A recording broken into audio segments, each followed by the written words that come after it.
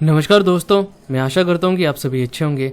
और आज जो हम टॉपिक डिस्कस करेंगे वो है विजयनगर साम्राज्य। देखिए, इससे पहले हमने दिल्ली सल्तनत को पढ़ा था, जिसमें हमने 5 वंश पढ़े थे: गुलाम वंश, खिलजी वंश, तुगलक वंश, सैद वंश और लोधी वंश। देखिए, जब दिल्ली सल्तनत चल रहा था उत्तर भारत में, तब तुगलक वंश आता है और इसी के शासनकाल में दक्षिण भारत में 2 बड़े साम्राज्य उभरते हैं, जो थे विजयनगर साम्राज्य और दूसरा था बहमनी साम्राज्य। तो आज हम विजयनगर साम्राज्य के बारे में पढ़ेंगे। तो देखिए, जो विजयनगर साम्राज्य था वो कृष्णा नदी की सहायक नदी तुंगभद्रा नदी के समीप एक नगर स्थित था, जिसे विजयनगर कहा गया और यहीं से इसकी शुरुआत हुई। बाद में पूरे दक्षिण भारत में इस साम्राज्य ने अपना कब्जा कर लिया। और जब ये साम्राज्य चल रहा था दक्षिण भारत में, तो इसी वक्त उत्तर में, जो कृष्णा नदी के उत्तर में, बहमनी साम्राज्य की शुरुआत होती है। और बहमनी साम्राज्य जो था वो विजयनगर साम्राज्य से युद्ध करता रहता था इस दोआब को लेकर। इसे रायचूर दोआब कहा जाता था। 2 नदियों के बीच की जो भूमि होती है उसे दोआब कहा जाता है। तो इस दोआब को लेकर ये आपस में युद्ध करते रहते थे। और इस समय जो थी वो कृषि ही सबसे इम्पोर्टेंट थी, तो इसीलिए इस दोआब को लेकर इन दोनों के बीच में युद्ध होते रहते थे। तो देखिए, विजयनगर की शुरुआत कैसे हुई। तो विजयनगर की शुरुआत जो की थी वो हरिहर और बुक्का 2 भाई थे, इन्होंने की थी। और आज जो हमें इनके अवशेष मिलते हैं विजयनगर साम्राज्य के, वो हम्पी शहर में मिलते हैं, जो कर्नाटक में स्थित थे। विजयनगर साम्राज्य में 4 राजवंश हुए। जैसे दिल्ली सल्तनत में 5 राजवंश हुए थे, उसी तरह विजयनगर साम्राज्य में 4 राजवंश हुए थे। तो देखिए, इसकी शुरुआत हरिहर और बुक्का ने की। ये हरिहर और बुक्का जो थे, ये पहले आंध्र प्रदेश, जो आज का आंध्र प्रदेश तेलंगाना का क्षेत्र है, वहाँ पर काकतीय वंश हुआ करता था। वहाँ का राजा था प्रताप रुद्रदेव। उन्हीं के ये सामंत हुआ करते थे, यहाँ पर ये रहा करते थे, यहाँ पर सामंत हुआ करते थे। जब मोहम्मद बिन तुगलक ने इसके ऊपर आक्रमण किया, तो ये आंध्र प्रदेश से भागकर कर्नाटक चले गए, यहाँ पर कांपली में बस गए। और जब मोहम्मद बिन तुगलक ने कांपली पर भी आक्रमण किया, तो ये अपने साथ इन दोनों को ले गया और इन्हें इस्लाम धर्म अपनाने को कहा। इन्होंने इस्लाम धर्म अपना लिया। और इस समय दक्षिण भारत में बहुत सारे विद्रोह हो रहे थे, तो हरिहर और बुक्का को दक्षिण भारत भेजा गया इन विद्रोह को शांत करने के लिए। और जब हरिहर और बुक्का दक्षिण भारत आए, तो इन्होंने फिर से हिंदू धर्म अपना लिया और यहाँ पर एक नगर बसाया, जिसे विजयनगर कहा गया। और इसी से विजयनगर साम्राज्य की शुरुआत यहाँ पर हो गई। अब हम देखते हैं कि विजयनगर साम्राज्य में कौन कौन से वंश हुए और क्या क्या यहाँ से क्वेश्चन बनते हैं। तो देखिए, विजयनगर साम्राज्य में सबसे इंपॉर्टेंट जो वंश है वो 2 ही है। पहला है संगम वंश और दूसरा है तुलु वंश। यहीं से ज़्यादातर क्वेश्चन बनते हैं। सालू वंश और आरवीडू वंश जो है, यहाँ से ज़्यादा क्वेश्चन नहीं बनते। बस आपको इनके संस्थापक के बारे में पता होना चाहिए कि इस वंश की शुरुआत किसने की थी। तो संगम वंश की जो नींव रखी थी वो हरिहर बुक्का ने रखी थी। सालू वंश की सालू नरसिंह ने रखी थी। तुलु वंश की वीर नरसिंह और आरवीडू वंश की तिरुमल ने इस वंश की नींव रखी थी। यहाँ से क्वेश्चन बनता है एग्जाम में, वंश दे दिए जाएंगे और उनके संस्थापक पूछ लिए जाएंगे कि इस वंश की नींव किसने रखी थी। तो इसे आप याद रखिए। तो सबसे पहले हम संगम वंश को पढ़ते हैं, जो विजयनगर साम्राज्य में सबसे पहले आया और इसी ने इस पूरे साम्राज्य की शुरुआत कर दी। तो देखिए, संगम वंश की शुरुआत हरिहर और बुक्का ने की। इन्होंने अपने पिता के नाम पर इस वंश का नाम रखा। इनके पिता का नाम था संगम, इन्हीं के नाम पर इस वंश का नाम रखा गया। जब ये दक्षिण भारत आए थे, तो इन्हें गुरु मिले थे इनके विद्यारण। इन्हीं के पास आकर इन्होंने फिर से हिंदू धर्म अपनाया था और यहाँ पर इस साम्राज्य की शुरुआत कर दी थी। तो संगम वंश में सबसे पहले जो राजा था वो था हरिहर प्रथम। 1336 में इस वंश की नींव रखी थी। तो हरिहर प्रथम जो था, इसने सबसे पहले अपनी राजधानी एनेगुंडी को बनाया था। बाद में इसने विजयनगर को अपनी राजधानी बना ली थी। 1336 में जब इसने अपने इस वंश की शुरुआत की, तो इसने होयसल तक अपने पूरा विस्तार कर लिया था साम्राज्य का, यानी कि केरल के उत्तर वाले क्षेत्र तक इसने अपने साम्राज्य को फैला लिया था। और देखिए, 1347 में बहमनी साम्राज्य की शुरुआत भी इसी के शासनकाल में हो जाती है, जो कृष्णा नदी के उत्तर में स्थित था। अगले लेक्चर में हम बहमनी साम्राज्य को डिटेल से पढ़ेंगे। तो देखिए इसका शासनकाल जो रहा 1356 तक रहा और इसकी मृत्यु यहाँ पर हो गई। अब इसके बाद जो राजा बना वो बना बुक्कर प्रथम। बुक्कर प्रथम जो था इसने मदुरै तक यानी कि जो केरल का क्षेत्र है वहाँ तक अपने साम्राज्य को फैला लिया था।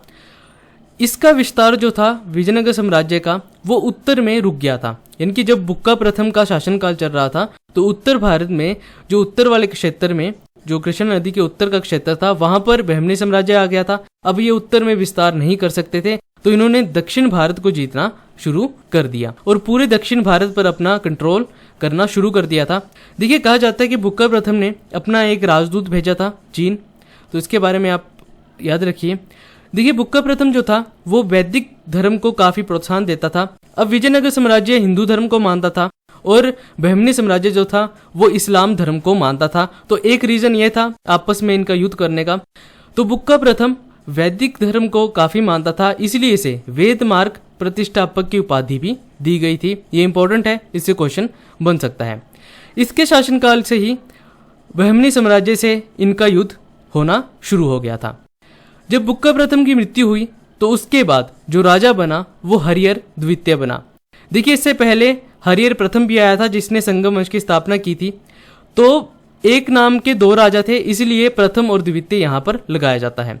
तो हरिहर द्वितीय जब राजा बना 1377 में, ये संगम वंश में पहला राजा था जिसने महाराजा धीराज और राज परमेश्वर की उपाधि धारण की थी। हरिहर द्वितीय जो था इसने गोवा और बेलगाम का क्षेत्र जीत लिया। जो रायचूर दोआब का क्षेत्र था वहां पर इसने कब्जा कर लिया। वो क्षेत्र क्यों इंपॉर्टेंट था? क्योंकि वहां से व्यापार होता था और अच्छी नस्ल के घोड़े यहां से आयात किए जाते थे। इसकी मृत्यु जो हुई वो 1404 ईस्वी में हुई और उसके बाद जो राजा बना वो देवराय प्रथम बना। 1406 में ये राजा बना। देखिए देवराय प्रथम जो था इसने विजयनगर साम्राज्य में बांध बनवाए, यानी कि इसने तुंगभद्रा नदी पर बांध बनवाए जिससे नहर निकाली, जिससे यहाँ की एग्रीकल्चर काफ़ी अच्छी हुई और यहाँ की इकोनॉमी को काफ़ी सपोर्ट मिली। तो देवराय प्रथम ने बांध बनवाए थे और इसके शासनकाल में एक इटली का यात्री आया था निकोलो कोंटी। इसे भी आप याद रखिए 1420 में इसने विजयनगर साम्राज्य की यात्रा की थी। देखिए देवराय प्रथम के दरबार में एक तेलुगु विद्वान रहता था जिसका नाम था श्रीनाथ और इसने एक पुस्तक लिखी थी जिसका नाम था हरविलास। ये इंपॉर्टेंट बुक है, इससे पूछा जा सकता है। तो हरविलास पुस्तक की जो रचना की थी वो श्रीनाथ ने की थी। 1422 में देवराय प्रथम की मृत्यु हो जाती है और उसके बाद जो राजा बनता है वो बनता है देवराय द्वितीय। ये संगम वंश का सबसे महान शासक था। इसे गज बैठकर प्रौढ़ देवराय और इमादी देवराय की उपाधि भी मिली थी। देखिए देवराय द्वितीय जो था इसने अपने सेना में मुसलमान सैनिकों को भर्ती किया था। जो अच्छे धनुष चलाना जानते थे उनको इसने अपनी सेना में भर्ती किया था और कहा जाता है कि इसने श्रीलंका पर भी टैक्स लगाया था और वहां से ये टैक्स इकट्ठा करता था। देखिए देवराय प्रथम के दरबार में जब ये राजा था तो यहाँ पर एक फारसी यात्री आया था जो था अब्दुल रजाक। इसने देवराय प्रथम के शासनकाल में विजयनगर की यात्रा की थी। 1446 ईस्वी में देवराय द्वितीय की मृत्यु हो जाती है और यहीं से संगम वंश का पतन शुरू हो जाता है।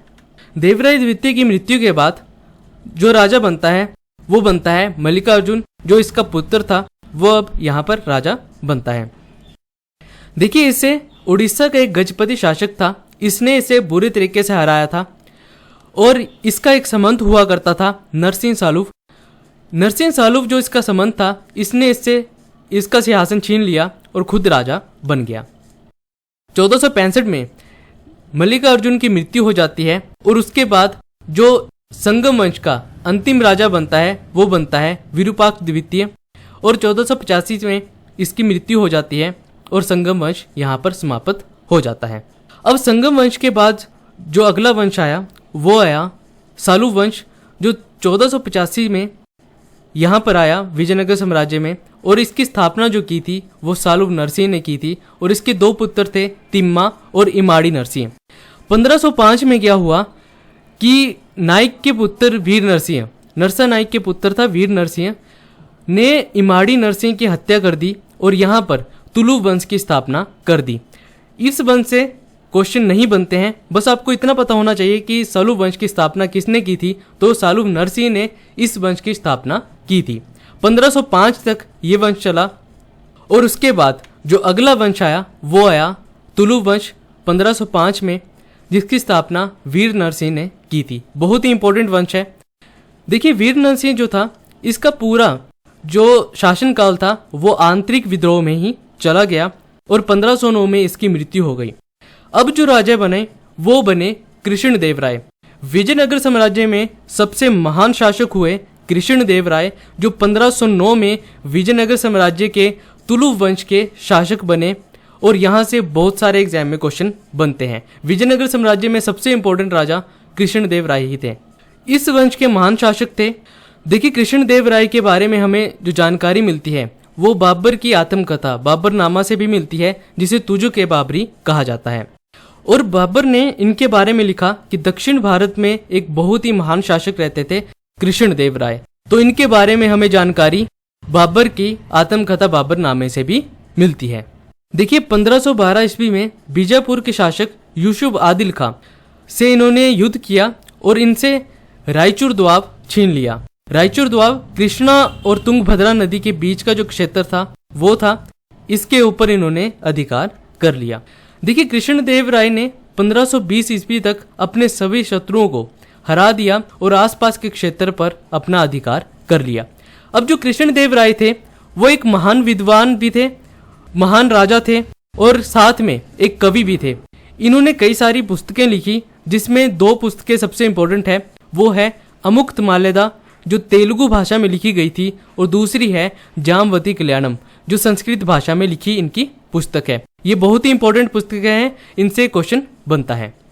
देखिए कृष्णदेव राय के शासनकाल को तेलुगु साहित्य का क्लासिक युग कहा जाता है, क्योंकि यहाँ पर तेलुगु भाषा को काफी प्रोत्साहन मिला और यहाँ पर कई सारे ऐसी किताबें लिखी गई, साहित्य लिखा गया, तो तेलुगु भाषा का क्लासिक युग इस समय को कहा जाता है।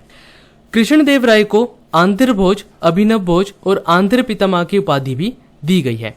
इनके शासनकाल में दो पुर्तगाली यात्री आए थे, जो थे डोमिंगो पायास और बारबोसा। इन्हीं के शासनकाल में इन्होंने विजयनगर साम्राज्य की यात्रा की थी। डोमिंगोस पायास और बारबोसा, ये इंपॉर्टेंट है, इससे पूछा जाता है। कृष्णदेव राय ने विजयनगर के निकट एक नागलापुर नामक नगर की स्थापना की थी और इनके दरबार में 8 महान विद्वान रहते थे, जिन्हें अष्ट दिग्गज के नाम से जाना जाता है। अब इनमें सबसे इंपॉर्टेंट जो है वो दो हैं, पेदन्ना और तेनाली रामकृष्ण। देखिए जो पेदन्ना जो थे, जो इनके 8 विद्वानों में आते थे, अष्ट दिग्गज में आते थे, इन्होंने मनु चरित्र और हरि कथा सार नामक 2 पुस्तकें लिखी थी। और तेनाली रामकृष्ण, आपने कृष्णदेव राय और तेनाली रामकृष्ण के बारे में कई कहानियां सुनी होगी, तो तेनाली रामकृष्ण ने पांडुरंग महात्म्य की रचना की थी। ये बहुत ही इंपॉर्टेंट है, इससे क्वेश्चन बनता है। कृष्णदेव राय के शासनकाल में विट्ठल मंदिर का निर्माण किया गया था और कृष्णदेव राय का पुर्तगालियों के साथ अच्छे संबंध थे और ये पुर्तगालियों से व्यापार किया करते थे। 1529 में कृष्णदेव राय की जब मृत्यु हुई तो उसके बाद जो राजा बना वो बने अच्युत देव राय। इसके बारे में आपको इतना पता होना चाहिए कि अच्युत देव राय के शासनकाल में एक पुर्तगाली यात्री आया था, फर्नाओ दी नूनीज। तो इससे क्वेश्चन बनता है कि फर्नाओ दी नूनीज जो था वो किसके शासनकाल में आया था, तो अच्युत देव राय के शासनकाल में आया था।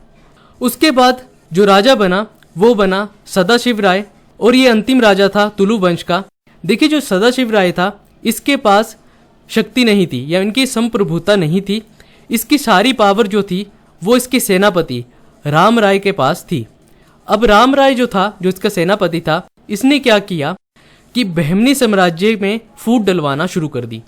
देखिए बहमनी साम्राज्य उस समय 5 भागों में बट चुका था, बीजापुर, गोलकुंडा, बरार, बीदर और अहमदनगर। इन 5 भागों में बहमनी साम्राज्य बट चुका था। तो राम राय ने इन बहमनी साम्राज्यों पर फूट डलवाना शुरू कर दी। पर इन्होंने जो बहमनी साम्राज्य थे, बीजापुर, गोलकुंडा, बरार और अहमदनगर, इन्होंने क्या किया कि मिलकर विजयनगर पर आक्रमण कर दिया और 1565 में एक युद्ध हुआ जिसे तालीकोटा का युद्ध कहा गया। डेट बहुत ही इंपॉर्टेंट है, इससे पूछा जाता है। तो देखिए, जब तालीकोटा के युद्ध हुआ तो बहमनी साम्राज्य ने विजयनगर साम्राज्य पर हमला किया और विजयनगर साम्राज्य को तहस नहस कर दिया। यानी कि तालीकोटा के युद्ध के बाद लगभग विजयनगर साम्राज्य तहस नहस हो गया, उसकी पूरी पावर चली गई। फिर भी एक छोटे क्षेत्र में विजयनगर साम्राज्य चलता रहा और उसमें एक वंश रहा आरवीडु वंश। यानी कि विजयनगर साम्राज्य में अंतिम वंश जो था वो आरवीडु वंश था, जो 1570 में यहाँ पर आया था और इसके पास पावर नहीं थी और एक बहुत ही छोटे क्षेत्र में ये बसा हुआ था, एक छोटे क्षेत्र पर ये राज कर रहा था। तो आरवीडु वंश जो है इसका संस्थापक है तिरुमल और इसने अपनी राजधानी जो थी वो विजयनगर से वेनुगुंडा स्थानांतरित कर दी थी, क्योंकि विजयनगर साम्राज्य को बुरे तरीके से तहस नहस कर दिया था तालीकोटा के युद्ध में। तो आपको आरवीडु वंश के बारे में इतना पता होना चाहिए कि इसकी स्थापना किसने की और इसका अंतिम जो शासक था वो था श्रीरंग तृतीय और यहीं पर विजयनगर साम्राज्य के वंश खत्म हो गए थे। अब हम विजयनगर साम्राज्य के प्रशासनिक व्यवस्था के बारे में जानते हैं। तो यहाँ पर जो शासक चलता था वो राजतंत्रात्मक था, यानी कि राजा के हाथ में पूरी पावर होती थी। डिसीजन जो लेता था वो राजा लेता था, जो राजा कहेगा वही फाइनल होगा। देखिए, विजयनगर साम्राज्य में 2 परिषदें थी, एक थी राज्य परिषद और दूसरी थी मंत्री परिषद। अब राज्य परिषद जो थी इसमें सामंत और नायक होते थे। मैंने आपको कहा था कि राजा जो है वो पूरे अपने क्षेत्र पर कंट्रोल नहीं कर सकता था, उसे संभाल नहीं सकता था, इसीलिए इसने अलग अलग क्षेत्रों पर सामंत रखे थे जो राजा के अधीन काम किया करते थे। और उसके बाद यहाँ पर नायक सिस्टम आता है। मैं आपको आगे बताऊंगा कि नायक कौन थे।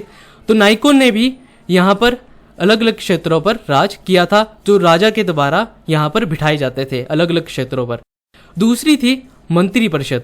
देखिए, मंत्री परिषद में 20 सदस्य होते थे जो 50 से 70 वर्ष की आयु के होते थे और इनका जो प्रमुख हुआ करता था उसे महाप्रधानी के नाम से जाना जाता था। अब देखिए, यहाँ के भू राजस्व की व्यवस्था कैसी थी। तो भू राजस्व को यहाँ पर शिष्ट कहा जाता था और ये उपज का 1/6 होता था, बहुत ही कम था। दिल्ली सल्तनत में 1/2 तक यहाँ पर टैक्स लिया जाता था, यानी कि उपज का आधा यहाँ से लिया जाता था। 50% ले लिया जाता था राजा के द्वारा, पर यहाँ पर जो उपज का 1/6 लिया जाता था जो बहुत ही कम था और सभी लोग यहाँ पर टैक्स दे दिया करते थे। बहुत से यात्रियों ने इनके बारे में लिखा कि यहाँ पर विजयनगर साम्राज्य में यहाँ की एग्रीकल्चर काफ़ी अच्छी थी और यहाँ की इकोनॉमी काफ़ी अच्छी हुआ करती थी और यहाँ पर जो सिक्के चलते थे उन्हें वराह कहा जाता था। तो विजयनगर साम्राज्य में जो सिक्के चलते थे सोने के, उन्हें वराह कहा जाता था। अब यहाँ पर विजयनगर साम्राज्य में नायक सिस्टम आ जाता है। अब नायक कौन थे? जो सेना के प्रमुख हुआ करते थे, हेड हुआ करते थे, उन्हें नायक कहा जाता था। सेना का जो अधिकारी होता था उसे नायक कहा जाता था। अब राजा क्या करता था कि नायकों को अलग अलग क्षेत्रों में बिठा देता था, यानी कि एक नायक को एक क्षेत्र दे दिया, दूसरे नायक को दूसरा क्षेत्र दे दिया और इन्हें कहा जाता था कि तुम आसपास के लोगों से टैक्स वसूलो और अपना भरण पोषण करो। यहाँ पर जो टैक्स लेते थे इन क्षेत्रों पर वो नायक लेते थे और जब राजा को इन नायकों की जरूरत होती थी तो इन नायकों को ये बुला लिया करते थे और ये नायक जो थे वो अपने पास सेना रखते थे और अलग अलग क्षेत्रों पर राज किया करते थे, पर इनका जो पूरा कंट्रोल था वो राजा के हाथ में ही था। तो ये नायक सिस्टम यहाँ पर चल पड़ा था। बाद में जो नायक थे, जब विजयनगर साम्राज्य कमजोर पड़ा तो इन नायकों ने अलग अलग क्षेत्र हथियाना शुरू कर दिया और वहां पर अपना राज चलाना शुरू कर दिया। अब देखिए, जो नायक थे इनको जो भूमि दी जाती थी उन्हें अमरम कहा जाता था। तो ये इंपॉर्टेंट है कि नायकों को जो भूमि दी जाती थी उसे क्या कहते हैं, ऐसा पूछा जा सकता है, तो उन्हें अमरम के नाम से जाना जाता था। अब देखिए, विजयनगर साम्राज्य में कला और संस्कृति कैसी थी। तो यहाँ पर कन्नड़ा, तमिल और तेलुगु भाषा को काफ़ी प्रोत्साहन मिला। जो आम बोलचाल की भाषा हुआ करती थी उन्हें काफ़ी प्रोत्साहन मिला। यहाँ पर साहित्य लिखे गए इन भाषाओं में, तो इन लैंग्वेज को काफ़ी प्रोत्साहन यहाँ पर मिला था। और विजयनगर साम्राज्य में जो मंदिर वास्तुकला थी, यहाँ पर जो मंदिर बनाए जाते थे उसमें गोपुरम और कल्याण मंडपम हुआ करते थे। गोपुरम और कल्याण मंडपम विजयनगर साम्राज्य मंदिर स्थापत्य कला में देखने को मिलते हैं। देखिए, विट्ठल मंदिर जो था वो हम्पी में स्थित है और इसी के शासनकाल में ये बनाया गया था। यूनेस्को वर्ल्ड हेरिटेज साइट में 1986 में इसे रखा गया है विट्ठल मंदिर को। और दूसरा है विरूपाक्ष मंदिर। ये विट्ठल मंदिर है। विट्ठल जो थे वो विष्णु भगवान के रूप हुआ करते हैं। महाराष्ट्र और कर्नाटक में इनकी पूजा की जाती है। तो ये पूरा जो मंदिर है वो विट्ठल भगवान का मंदिर है। ये रथ मंदिर है।